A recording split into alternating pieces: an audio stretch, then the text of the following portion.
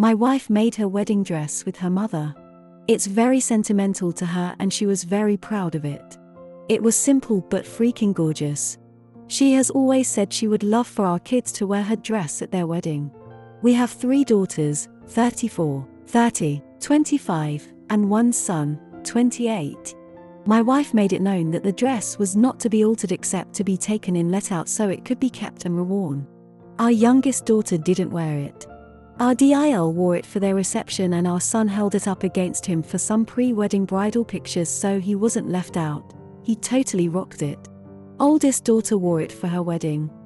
We've offered some financial contributions to all our children towards either school, a wedding, or a house down payment.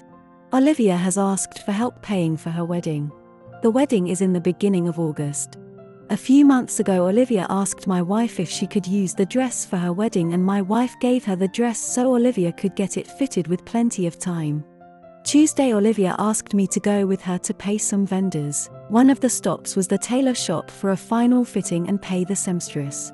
Olivia was really nervous and I figured it was just usual pre-wedding jitters and excitement. The dress Olivia came out in was not at all her mother's dress.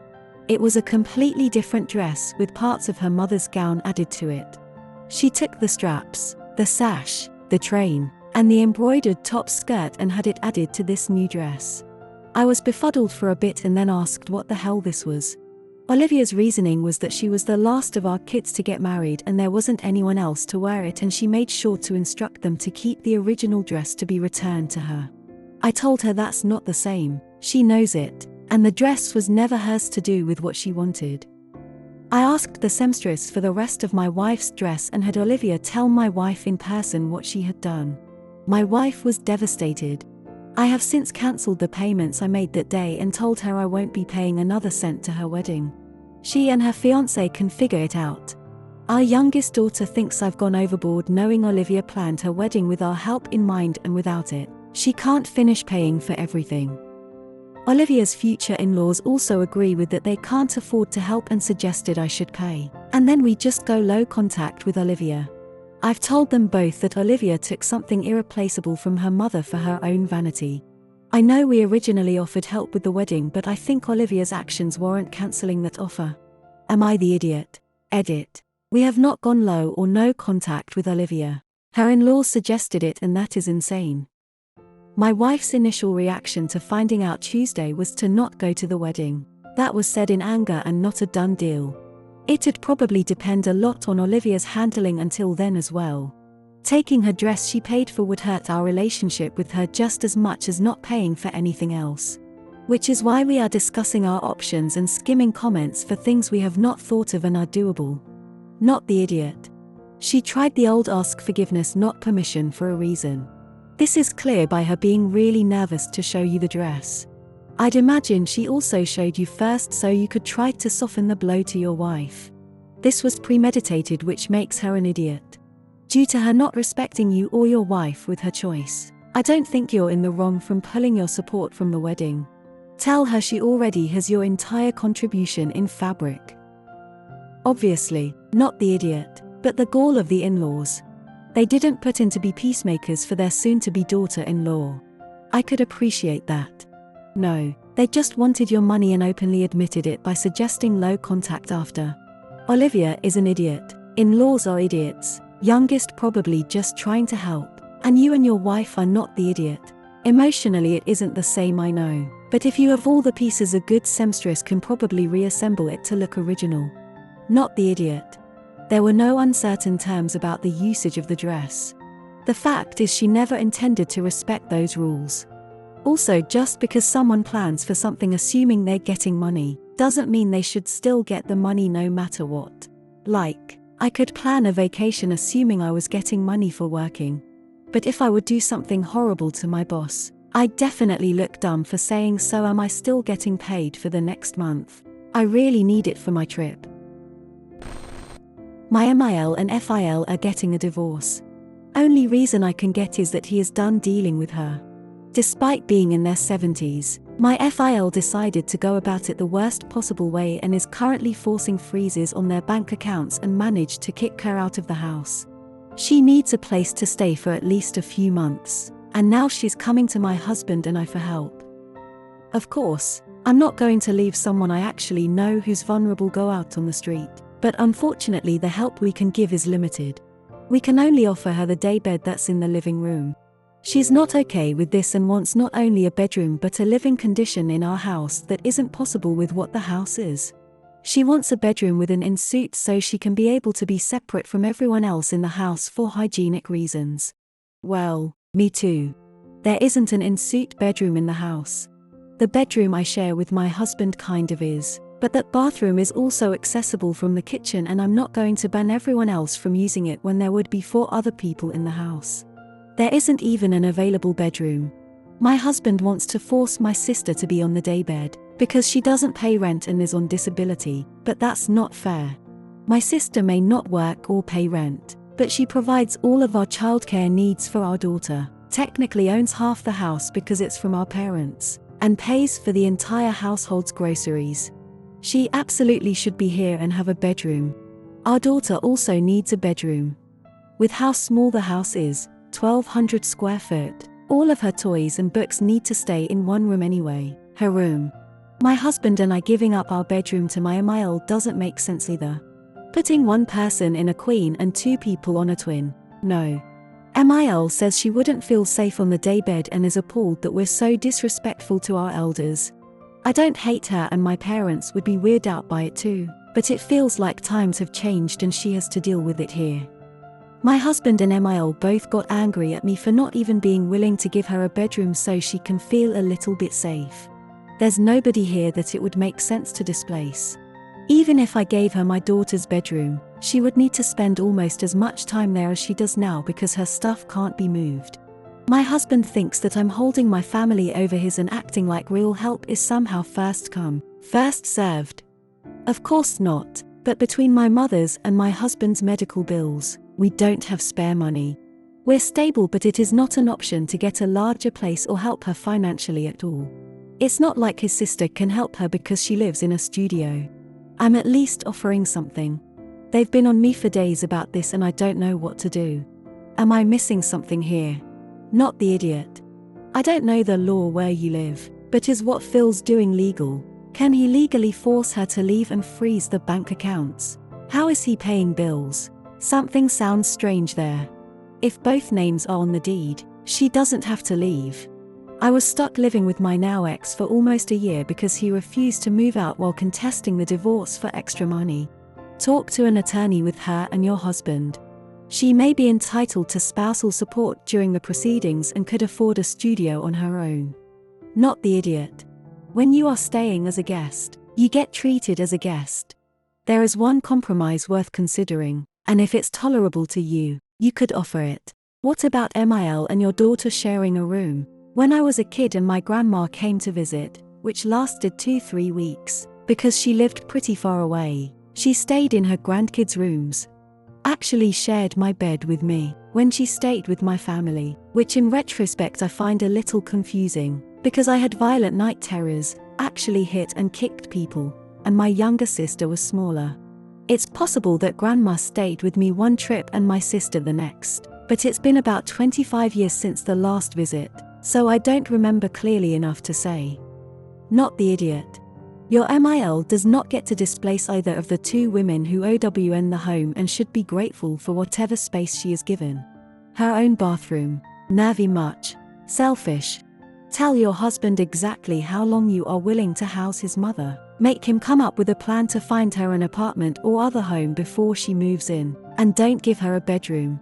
I'm pretty sure you already know how this is going to go. Be ready to set boundaries and kick her butt to the curb if she is unbearable. My daughter is 20. She's one of 4. She doesn't work nor go to school. We've had countless discussions about this with her. My husband and I pay all her bills. College is not a necessity in our household, so if you're not going to attend school then work it is. Only she hasn't held a job for longer than 3 months. Her complaint is that she never makes enough money to enjoy herself. I told her welcome to the real world, kid. The last job she held was over 2 years ago. My husband feels I'm expecting too much of her and to let her be and find her way. She has gotten multiple traffic violations: running red light, not coming to a complete stop at a stop sign, not wearing her seat belt, speeding in a school zone while children are present, etc. Over 2.5k in tickets we weren't aware about. Just so happens she went through a roadblock and there was a warrant for her arrest for unpaid tickets and driving on a suspended license, which happened due to her unpaid tickets. I wanted to let her sit there, but my husband went and bailed her out. We had to pay a little over $700 for bail and to get her car out of the impound, and that's not including reinstatement fees. Upset about it, I had our eldest son take her battery out of her car, which sent her crying to my husband because he's usually the one who lets her get away with everything without holding her accountable. He tried talking me into giving her the vehicle back, but I refused. A car is a privilege. I gave the car to our 17-year-old, which has caused a hailspin of arguments with my daughter. I gave her a choice: go to school or get a job, but a car is out of the equation right now. Until she shows effort, I would no longer pay for her phone bill, no more getting her hair, nails, and feet done. No shopping money. I even cut off her emergency debit card down to $50 a month.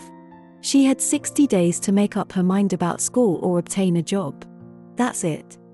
60 days has come and gone, and she's been sulking around the house and crying to her father with every excuse in the book. She doesn't feel like college is for her. Understandable. She has these high expectations that she's supposed to be making a lot of money out of high school.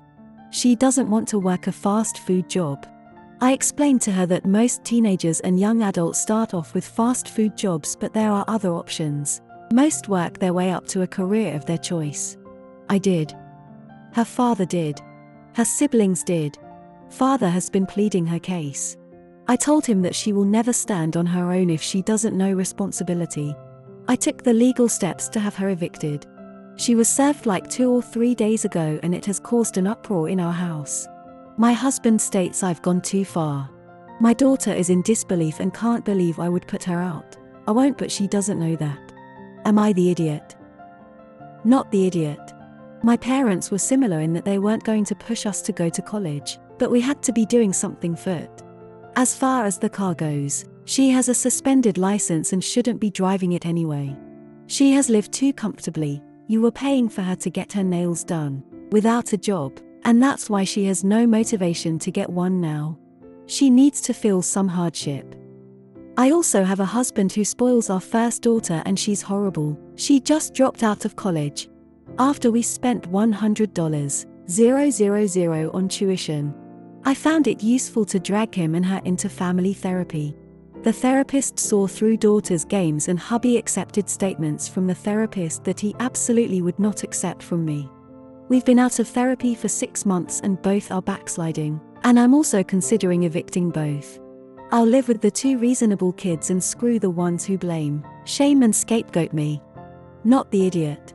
Maybe the eviction will put the fear of God into her. Sounds like she will ride you guys as long as she can. But you and your husband really need to come to an agreement on how to handle her requests going forward.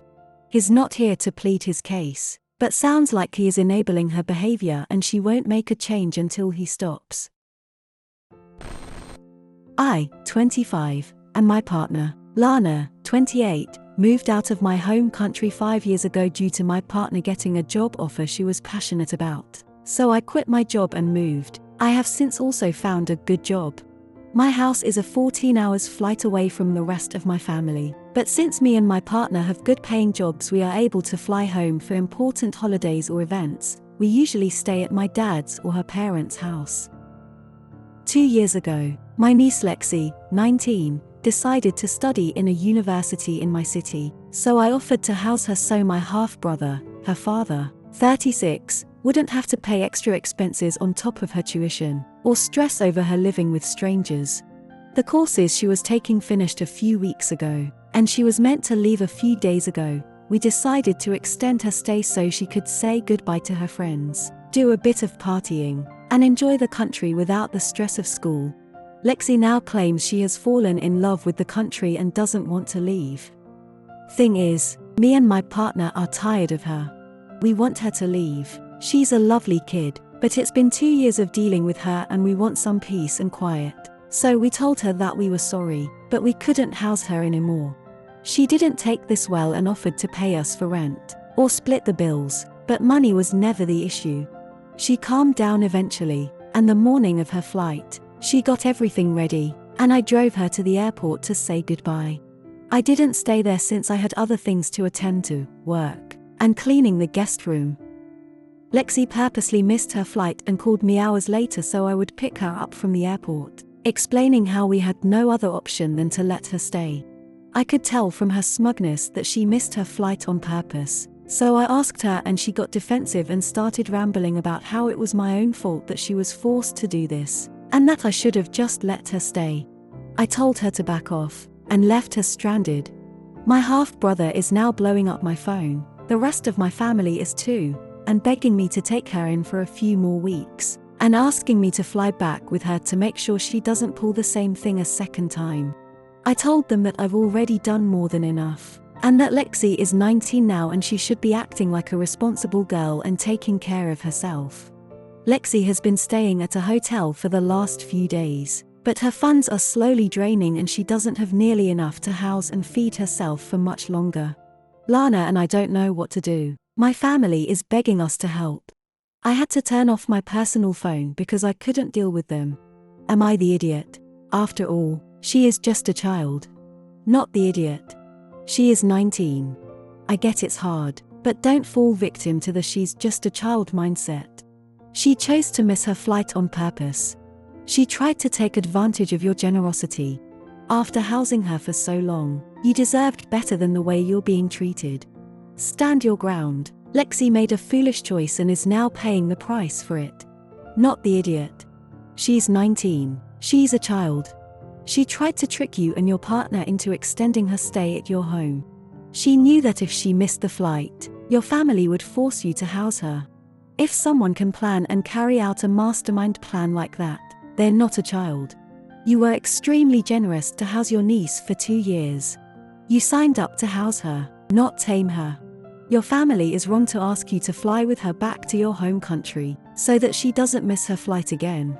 Your half-brother needs to come collect his child. Not the idiot. OP, is what Lex is trying to do here even legal? Surely there's visa issues involved. She likely has a limited amount of time she'd be allowed to stay after finishing her studies if she was on a student visa, unless she's applied for a new visa or an extension that's already been approved. If she doesn't have that, then she's risking being banned from re-entering the country by overstaying. If she's serious about loving the country, she needs to grow up, go home and arrange to come back legitimately. Regardless, her immature behavior here is not on you.